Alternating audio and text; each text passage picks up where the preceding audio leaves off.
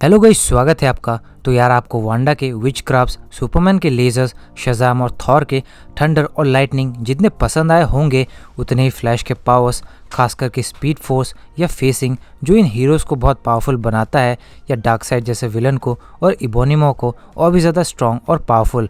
तो गाइस, आज हम टॉप 10 मोस्ट पावरफुल पावर्स की बात करेंगे। जो भी सुपर हीरो, विलन या कोई भी कैरेक्टर के हाथों में आ जाए तो वो बहुत पावरफुल हो जाते हैं। आखिर ये सुपर पावर्स ही पावरफुल कैरेक्टर्स को पावर्स प्रोवाइड करती है। मैं मोस्ट पावरफुल पावर्स की बात करूंगा, इसलिए कुछ चुनिंदा ही आ पाएंगे इस लिस्ट में, या कुछ सिमिलर पावर्स को मैंने एक साथ रख दिया है ताकि ये लिस्ट ज़्यादा लंबी ना हो। लेकिन उससे पहले, अगर आपने अभी भी इस चैनल को सब्सक्राइब नहीं किया है तो जल्दी से चैनल को सब्सक्राइब कर दे। तो गाइस, चलिए अब हम इस वीडियो को शुरू करते हैं। Number 10, transmutation and conjuration. Transmutation यानी किसी भी चीज़ को बदल देना, जैसे सरसी एक बस को गुलाब की पंखुड़ियों में चेंज कर देती है, या इस हैवी वॉल को डस्ट पार्टिकल्स में।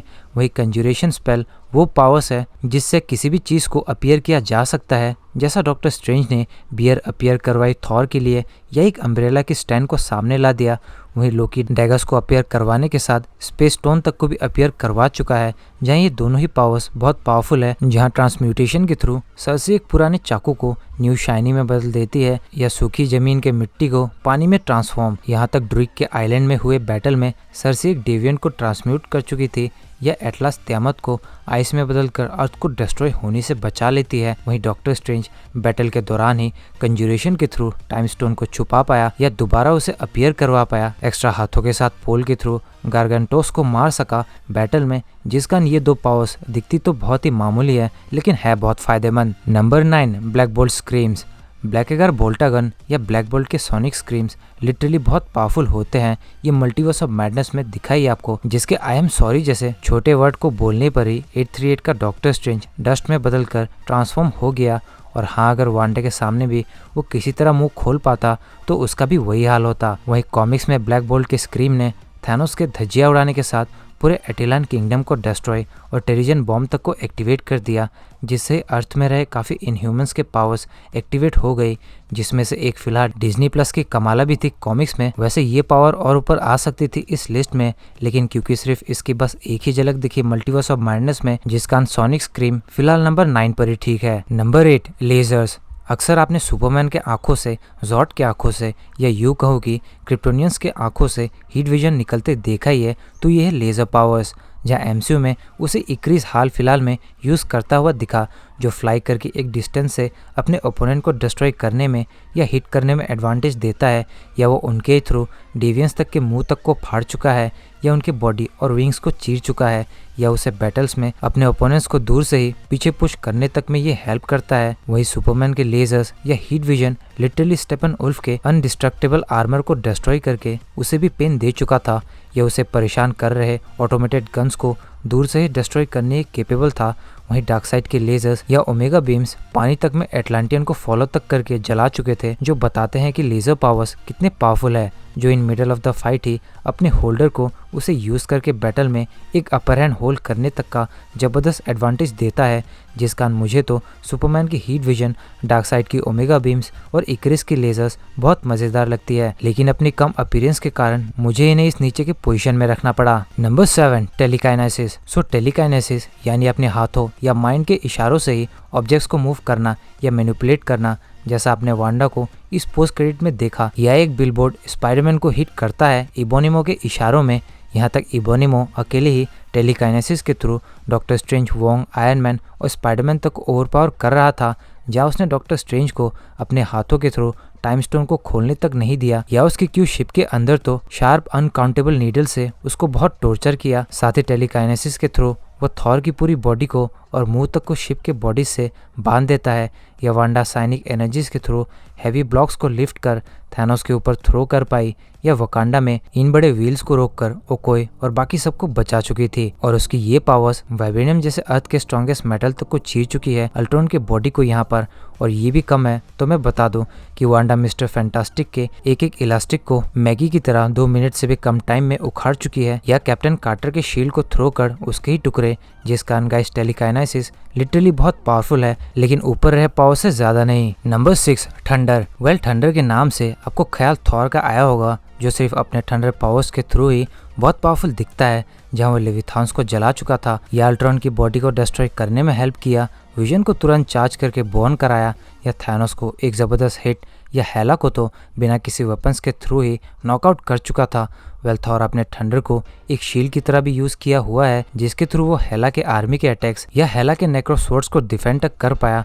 वहीं हाल फिलहाल में बिली बैटसन यानी शज़ाम ही थंडर का यूज करता हुआ दिखा, जिससे वो लोगों के मोबाइल चार्ज या कभी ओवरलोड करवा पाया, या उसके जोरदार लाइटनिंग के थ्रू वो हैवी व्हीकल्स को भी लिफ्ट कर दे। तो ओवरऑल थंडर एक वेपन ऑफ अटैक होने के साथ वेपन ऑफ डिफेंस भी होती है। प्लस थॉर तो थंडर के साथ एथर को माइक्रो पार्टिकल्स में डिस्ट्रॉय कर चुका था। तो भाई ये थंडर पावर्स कितने पावरफुल होते हैं और अपने विल्डर को कितना एडवांटेज देते हैं, ये तो आप समझ ही गए होंगे। Number 5, mind manipulation. एमसीयू में वांडा इस पावर के थ्रू किसी को भी अपने अंडर कंट्रोल या उसके माइंड स्टेट तक को भी बदल सकती है। जैसे उसने बैनर के डर को दिखाकर हल्क को अनकंट्रोलेबल बना दिया, या अमेरिका के माइंड को मैनिपुलेट करके एक पोर्टल तक खुलवा दिया और इस सॉर्सरर को भी भागने पर मजबूर किया। यहाँ तक उसकी माइंड मैनिपुलेशन पावर्स की कोई लिमिट नहीं, जिसने सोकोविया के लोगों को मैनिपुलेट करके उन्हें सेफली सिटी से निकलने में मजबूर किया। वैसे ही ड्रेक भी इस पावर्स का बखूबी इस्तेमाल कर चुका था, जो पूरे आइलैंड के लोगों को सालों तक अपने साथ रख चुका था, या कभी भी जंग को बीच में रोक सकता था और जो चाहे वही करवा सकता था अपने इन पावर्स से। लेकिन गैस ड्रेक ये सब सिर्फ अपने कॉस्मिक पावर्स के जरिए करता था, लेकिन वांडा साइनिक एनर्जीज के जरिए, जिससे ही वो वेस्ट व्यू को तो पूरी तरह ही कब्जा लेती थी। जहाँ हर एक व्यक्ति सिर्फ वांडा की याद रखी हुई बातों को ही याद रख पा रहा था। वेल ये पावर बहुत एडवांटेज देता है वांडा और ड्रेक को, जहाँ वो बिना लड़े ही अपने ओपोनेंट्स के माइंड स्टेट को चेंज करके या कंट्रोल करके उसे हरा सकते हैं। जहाँ वांडा ने सबसे पावरफुल टेलीपैथ प्रोफेसर जेवियर तक का भी गेम बजा चुकी थी और अफ्रीका में सारे एवेंजर्स को उनका सबसे बड़ा डर दिखाकर उनके माइंड को ही अनस्टेबल तक कर देती है। वेल वांडा किसी माइंड कंट्रोल पर्सन को भी छुड़ा सकती है, जैसा उसने हेलन चो को रेस्क्यू किया और माइंड स्टोन को रीड करके विजन के कॉन्शियस माइंड को भी पढ़ पाई, जिसका ये पावर्स लिटरली बहुत स्ट्रांग बनाते हैं वांडा और ड्रेक को। Number 4, sorcery. अब देखिए, मैं डॉक्टर स्ट्रेंज और सॉर्सरर्स के हर एक मैजिक और पावर्स को एक्सप्लेन करता रहा अलग अलग से, तो ये लिस्ट 50 तक पहुंच जाएगी, जिस कारण सॉर्सरर्स के सारे पावर्स को मैंने सॉर्सरी में डाल दी। आखिर डॉक्टर स्ट्रेंज भी एंड ऑफ द डे एक सॉर्सर ही तो कहलाता है, जहाँ वो मिरर डायमेंशन के थ्रू किसी को भी वहाँ ट्रैप कर सकता है, जिससे वांडा के सिवाय फिलहाल एमसीयू में कोई निकल ही नहीं पाया, या स्लिंग रिंग्स के थ्रू खुद को या अपने सभी साथियों को टेलीपोर्ट करवा पाते हैं सॉर्सरर्स, जैसे टाइटन से सीधा एवेंजर्स फैसिलिटी तक में पहुंच गए। साथ ही डायमेंशंस ट्रेवल्स तक करवाने के केपेबल है ये स्लिंग रिंग्स। प्लस अनकॉन्शियस होने पर एस्ट्रल प्रोजेक्शन के थ्रू वो क्रिस्टीन को गाइड कर पाया, या किसी के भी एस्ट्रल फॉर्म को निकालकर उन्हें पावरलेस कर सकते हैं, जैसा बैनर या पीटर के साथ हुआ। वही डॉक्टर स्ट्रेंज रून्स ऑफ कॉफकॉल जैसे स्पेल्स के कारण स्पाइडी की आइडेंटिटी एस पीटर मिटाने के केपेबल है, या थॉर के एक बाल से उसने ओडिन के रहे जगह का पोर्टल तक बना दिया। वैसे ही कई डीमंस और गॉड्स के पावर्स को यूज किया, जैसा स्वॉर्ड ऑफ विशांति थैनोस के अगेंस्ट, या क्रिम्सन बैंड्स ऑफ साइटोरा के थ्रू उसे होल्ड किया। प्लस आई ऑफ आगामोटो के थ्रू इनविजिबल को विजिबल बनाया, या इमेजेस ऑफ इकॉन के थ्रू अपने मल्टीपल कॉपीज क्रिएट कर चुका था, जो सिर्फ और सिर्फ थैनोस सोल स्टोन के होने के कारण ही ब्रेक कर पाया। वेल ये सारे मैजिक या सॉर्सरी लिटरली हर एक सॉर्सर को बहुत पावरफुल बनाते हैं, लेकिन डॉक्टर स्ट्रेंज ही इनका सबसे ज़्यादा इस्तेमाल करता हुआ दिखा है, जो इन सब पावर्स के साथ नीचे के पावर्स वाले कैरेक्टर्स तक को भी ओवर पावर कर दे। Number 3, speed powers. तो क्विक सिल्वर, मक्कारी या फ्लैश की स्पीड रनिंग ही उन्हें बहुत पावरफुल बनाती है, जहां नॉर्मल कैरेक्टर्स उन्हें देख ही नहीं पाते, या कुछ गिने चुने सुपर ह्यूमन से मुश्किल से देख पाते हैं उन्हें। जहां क्विक सिल्वर के लिए तो म्योनली जैसा एसगार्डियन वेपन ही स्लो है, या वो बुलेट्स तक देख सकता है। वहीं मक्कारी दुनिया के कोने कोने छान कर इमरजेंस को ही ढूंढ लेती है कम से कम टाइम के अंदर, और जबरदस्त स्पीड में काफी हिट्स लेकर इक्रिस तक को रोके रखती है।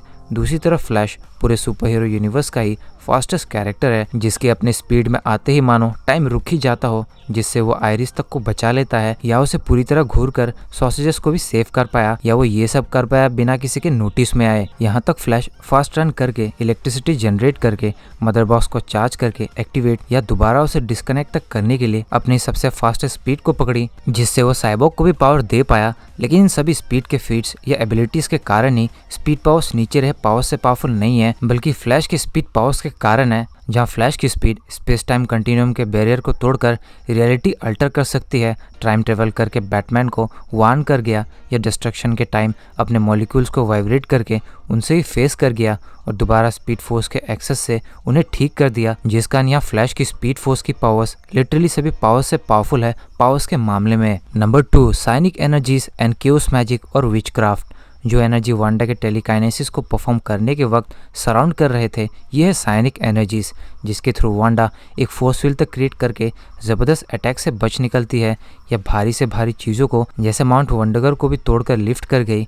वेल, ये एनर्जीज वांडा को माइंड स्टोन के थ्रू मिले थे, जिस कारण ये उतने स्ट्रांग होते हैं। या केओस मैजिक जो साइनिक एनर्जीज की तरह ही है, लेकिन ये ज़्यादा डार्कर प्लस बिना स्पेल्स या मंत्रों के उच्चारण के बिना की मैजिक है, जो वांडा को स्कारलेट विच बनाता है। और केओस मैजिक और विचक्राफ्ट जो उसने डार्क होल्ड के जरिए सीखा, उससे लिटरली वांडा पूरे मल्टीवर्स में ही सबसे पावरफुल हो गई, जहां इसके थ्रू उसने पॉसिबली 838 के कैप्टन मार्वल के पावर्स को यहाँ पर सोक कर लिया, जिससे ही ये स्टैट्यू गिरते ही वो मर गई। वरना कैप्टन मार्वल तो 616 के पावर स्टोन के हिट से बची रही। साथ ही विचक्राफ्ट के थ्रू ही स्कारलेट विच ने साइटोरॉक जैसे डीमन को कंट्रोल में लेकर उसे मल्टीवर्स में अमेरिका के पीछे छोड़ा, या गार्गंटोस तक को अर्थ 616 में भेजा। तो समझ जाए कि ये पावर्स सिर्फ वेस्ट व्यू जैसे कांड को करने में ही लिमिटेड नहीं है, बल्कि ये पूरे मल्टीवर्स में ही हो सकता है।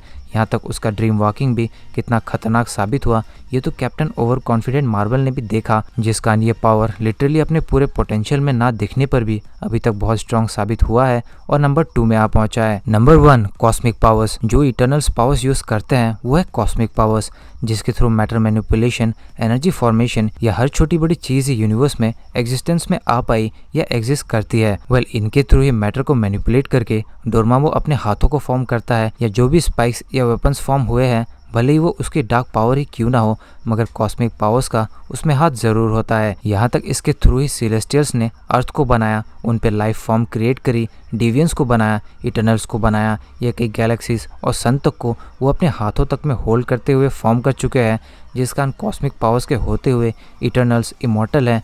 या ईगो द लिविंग प्लैनेट, जो हजारों लाखों साल तो स्पेस में एक ब्रेन के फॉर्म में ही फ्लोट कर रहा था, या उसके कॉस्मिक पावर्स के थ्रू ही उसने खुद को प्लैनेट में फॉर्म किया। आखिर कॉस्मिक पावर्स लिमिटलेस जो होती है, यहाँ तक कि कॉमिक बुक्स की माने जो ओडिन फोर्स एसगार्ड की सबसे पावरफुल पावर है, वो भी कॉस्मिक पावर से ही रिलेट करती है कहीं ना कहीं। प्लस कॉस्मिक पावर्स कॉमिक्स में तो एग्जिस्ट करने वाली सबसे पावरफुल पावर है, जिसकी कोई लिमिट नहीं है, या ये लिमिटलेस और अपने विल्डर को इनफाइनाइट लेवल की पावर्स प्रोवाइड करते हैं। और जो इटर्नल्स के पास है वो तो बस एक छोटा सा पोर्शन था, जिस कारण कॉस्मिक पावर्स सिर्फ कॉमिक्स की ही नहीं बल्कि फिलहाल MCU फ्रेंचाइजी की भी मोस्ट पावरफुल पावर है, और उन्हीं के थ्रू ही इन्फिनिटी स्टोन्स क्रिएट हुए, जिस कारण इनके सिवाय नंबर 1 में कोई भी और पावरफुल नहीं है फिलहाल। तो गाइस, ये थी एक वीडियो 10 सबसे शक्तिशाली पावर्स MCU और DCU में दिखने वाले। वेल, फ्लैश के पावर्स को मैंने इतना ऊपर रखा है, या कई पावर्स इतने ऊपर आ पाए, लेकिन वो सुपर हीरोज इस लिस्ट में नीचे कैसे हैं? तो गाइस, यहाँ सिर्फ मैंने पावर्स को रैंक किया है, ना कि एक सुपर हीरो के ओवरऑल फैक्टर्स को। तो I hope you get it now. So अगर आपको ये वीडियो अच्छी लगी हो तो इस वीडियो को लाइक और शेयर करें, साथ ही कमेंट करके बताएं कि अगर आपको एक पावर चूज करने का ऑप्शन मिलता है तो आप कौन सा लेना पसंद करेंगे। प्लस आपको ये वीडियो कैसी लगी ये भी कमेंट करके जरूर बताएं, और ऐसे ही ऑसम और इंटरेस्टिंग वीडियोस देखने के लिए हमारे चैनल को सब्सक्राइब करके बेल आइकन को जरूर प्रेस करें। तो गाइस, मिलते हैं बहुत जल्द अगली वीडियो में। This is captain signing off. Take care, bye bye.